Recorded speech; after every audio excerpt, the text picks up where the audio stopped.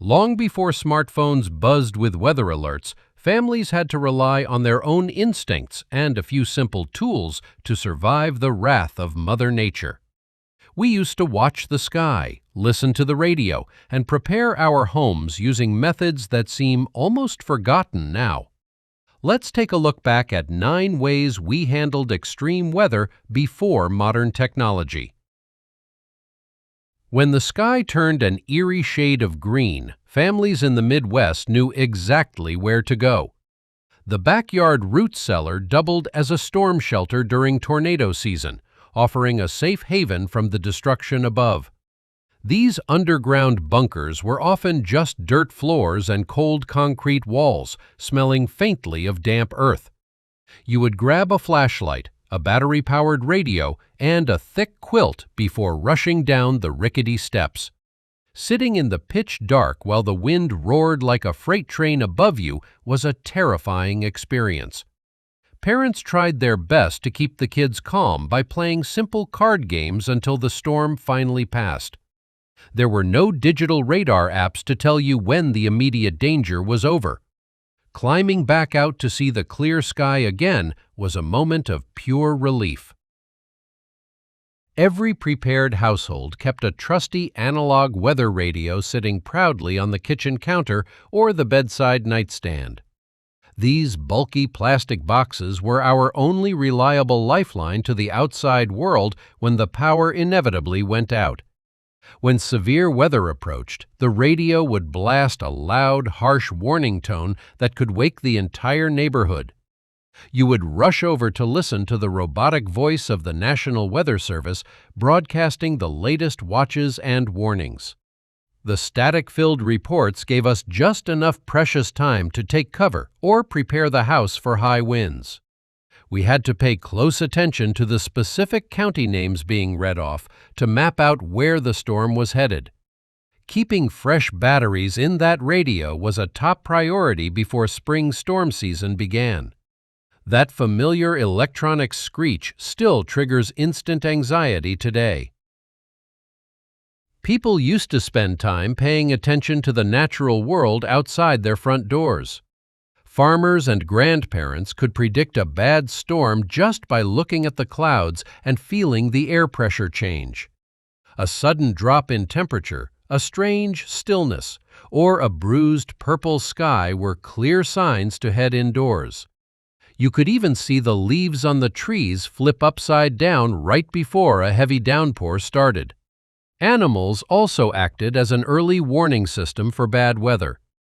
Cows would lie down in the pasture, and the family dog would pace nervously or hide beneath the porch.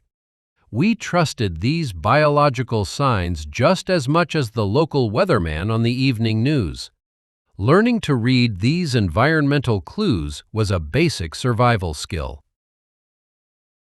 Before emergency broadcast alerts on our phones, neighbors had to talk to each other to stay safe. Small towns relied on telephone trees to spread the word quickly about approaching wildfires, flash floods, or blizzards. The local fire department would call a designated person on a specific street, and that person would immediately call 3 neighbors. Those 3 neighbors would then pick up the phone and call 3 more people until the entire neighborhood knew to evacuate. If you were on a shared party line, you could hear the panic in other people's voices as the news spread. This analog system required deep trust and cooperation, ensuring that elderly residents were not left in the dark.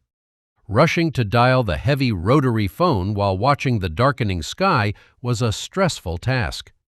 Our communities stayed safe because people genuinely looked out for one another.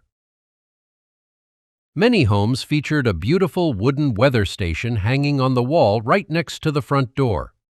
These decorative pieces usually included a glass thermometer, a hygrometer, and a brass barometer to measure the changing atmospheric pressure. Tapping the glass of the barometer was a daily morning ritual for dads and grandfathers across the country. If the tiny needle dropped rapidly, it meant a low-pressure system was moving in and bringing a nasty storm with it. We learned early on to associate terms like falling glass with incoming rain, heavy snow, or dangerous high winds. It was a simple mechanical device that did not require electricity or an internet connection to function perfectly. Watching that little black needle move gave us a physical connection to the invisible forces of weather happening outside. Those old barometers served as our first line of defense. Whenever a hurricane or a massive windstorm was forecasted, the rolls of masking tape came out of the kitchen junk drawer.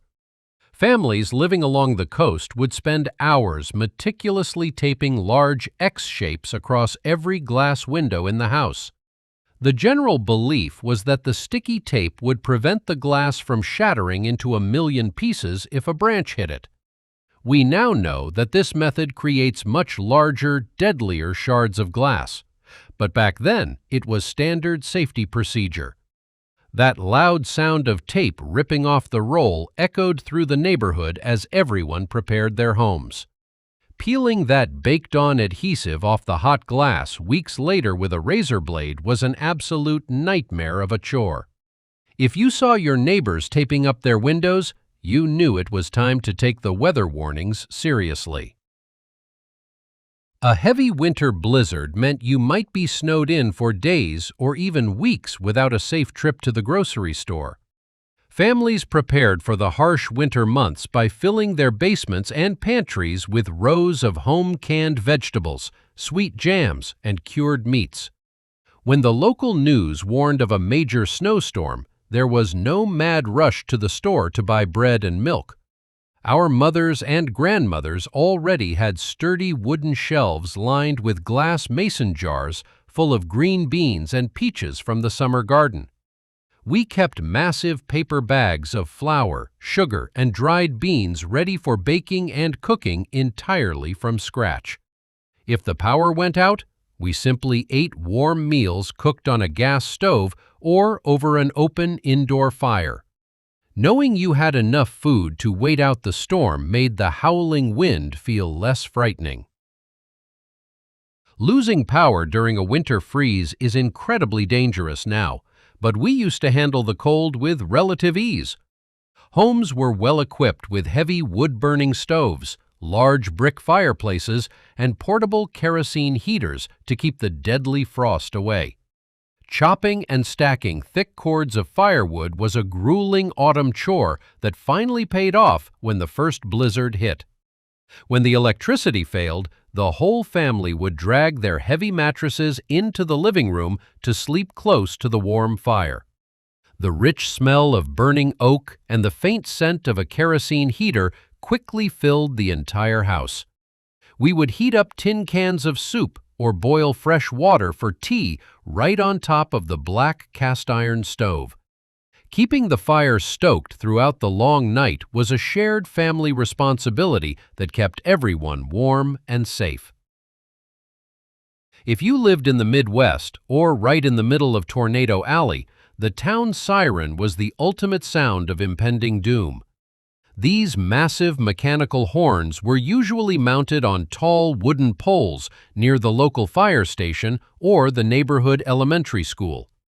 They were routinely tested on the first Tuesday of every month, but hearing them wail on a dark, stormy afternoon made your stomach drop. That long, blaring blast was designed to be heard for miles, warning busy farmers in their fields and kids playing down the street. When that loud siren went off, you dropped whatever you were doing and ran straight for the safety of the basement. There was no checking a smartphone screen to see the storm's exact trajectory.